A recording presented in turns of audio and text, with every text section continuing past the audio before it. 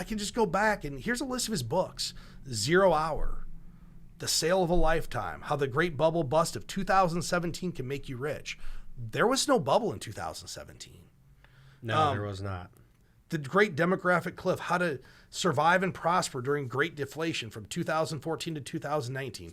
There was not deflation. They're all wrong. The Great Depression Ahead in 2009. We haven't seen a Great Depression.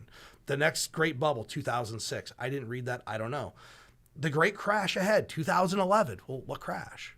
Yeah, he predicted in 2011, and it happened in 2021.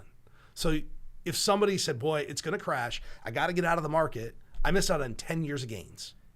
Yeah, and so these book titles, I mean, they're sensational, but the one that really stands out to me from 2017, 0 Hour.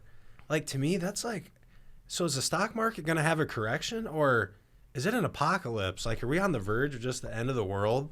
When he calls, the book's titled 0 Hour, and to me, I'm like, how is that helpful to any investor to get them so scared they buy this book? And then, I don't know. I guess I've never read it, so I don't know what he's saying in the books. Your answer is it's not helpful.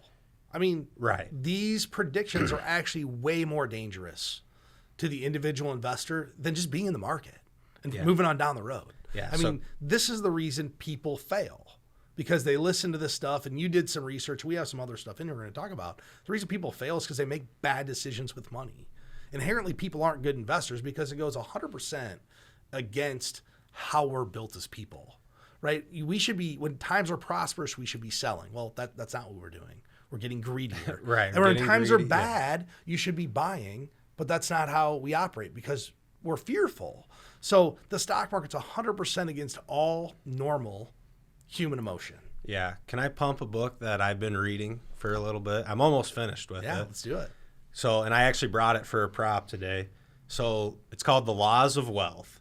So this is an example of a book that you can read. It's by Dr. Daniel Crosby.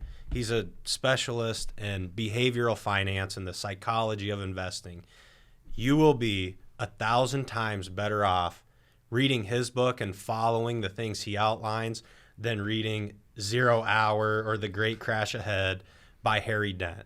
Because in this book, you're going to actually, these are things that you can do, and he's teaching you about how it affects you emotionally.